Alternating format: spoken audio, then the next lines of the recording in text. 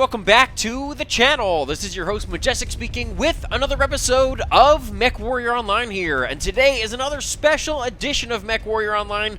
I don't know why. I just said, you know what? I kind of want to do another epic series build and another epic round of gameplay for you guys. And this time I decided I'm going to take out the EBON Jaguar B variant. And what I placed on it is pretty simple. 8 medium pulse lasers. Extremely hot build, especially given the fact that we are on Canyon Network. So, yes, we can afford to do a full alpha without overheating. I'm expecting to overheat anyway, just because you all know me at this point. I am a little trigger happy, and especially when it comes to putting a full alpha into any of my opponents that are at close range. Sometimes I tend to get a little bit ahead of myself, but right from the get-go, what I can see is that my team is forming up along the ridge on Echo 4, Echo 5, and Delta 5.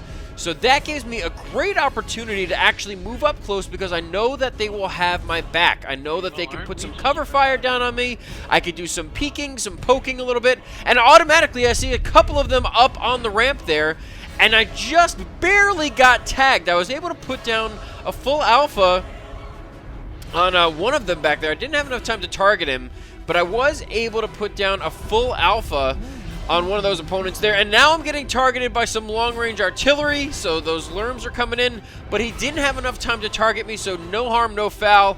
Didn't even get a shot off on me. I'm going to peek over here again. This time it looks like they might be a little bit more ready for me, so I did get another spray down on them, but this time they were ready with some DACA, so I did receive some return fire for that. Now, the one thing I do want to keep in mind is the fact that I'm going around the right side of Delta 4 around this plateau here, but the main thing, especially in capitalizing on how this build works, is keeping an eye on where your team is. This is more of a front to mid-range mech, so a very close range to mid-ranged mech. It has 363 meters to work with those medium pulses. So automatically I can see from the seismic sensor in the ground, they are starting to form up in the trench over there. I am receiving some long-range fire from what looked to be a Shadow Cat, and there they come. So they are actually focusing around the corner now. Their long-range support was able to get some targeting information on us, so they do know that we are here at this point, and they are moving in. And so what I want to do now, obviously, again, taking into consideration where the rest of my team is, I did get another huge alpha on that Kodiak right there, and I did receive some return fire for that, but the trade-off is what I'm looking for. As long as I can put out more damage than I'm giving,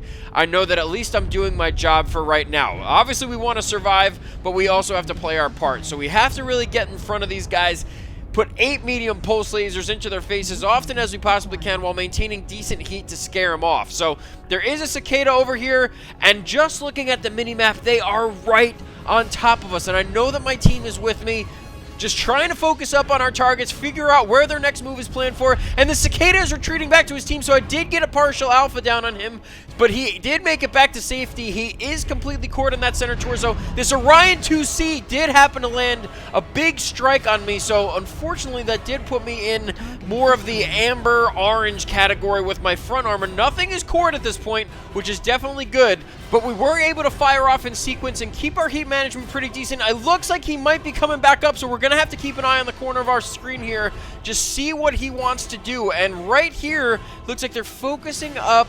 We lost our UAV, so we don't know where they're coming. There he comes. He's coming back up. So there, I put another full alpha down on him, and he did happen to core up my left arm, but we were able to put down more damage on him than we were receiving, which is definitely a benefit to take away from that. Now, we did put another alpha into that Battlemaster.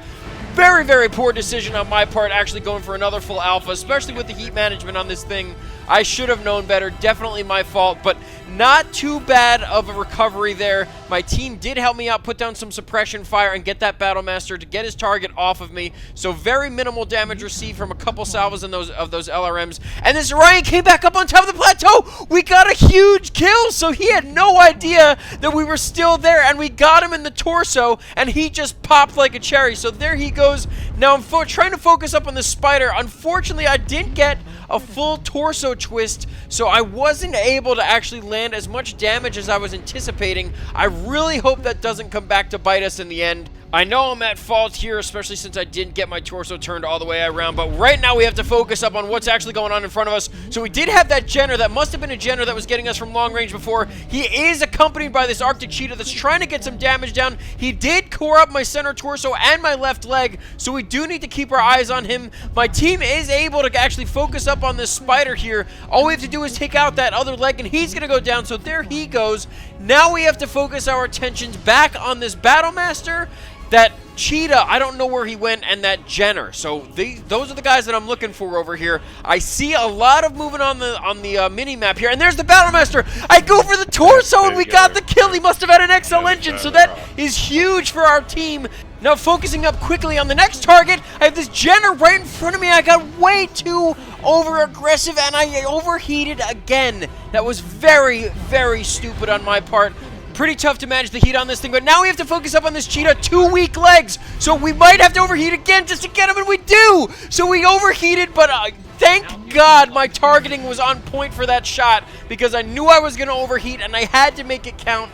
Thank God it did, and we still have something right underneath us. Right underneath. It's a Timberwolf. Oh my God. Okay, he's a pretty decently fresh Timberwolf, but we were able to actually core up his right torso and his center torso. So what I'm going to do now is I'm going to keep my eyes on the mini-map, and I'm going to hopefully let myself cool down enough to the point, because I know he's cored. So I can, if I get my heat down, I can put a full alpha on him. He's coming around the corner. Big shot here. Full alpha into that center torso, and he goes down. So out of the two of us, only one of us was going to survive that engagement. And thank God it was me. He was able to put down some more damage on my center torso and my left leg. But we did come out on top. Full alpha directly to that center torso. That was the only way I was going to get him. And thank God we did. It's 11-7 at this point. One more opponent left, and it looks like it's a Lerm Bear. So he's over here firing off artillery on our team. We have a Jenner up top on this plateau, putting down some distractive fire down on him. He is not cored except in his two arms, so we have to focus up on where it's going to count. We're going for the center torso. We get him to be cored. He's going to focus up on me. No, watch out for the Lerms. Oh my gosh, look at my center torso. Just go for it. Put the full alpha in, and I did overheat, but I got him. Oh my gosh, if that did not work, I was dead. So we did have to take the gamble, and thank God it actually did pay off in our favor here. Let's see how we did for the round.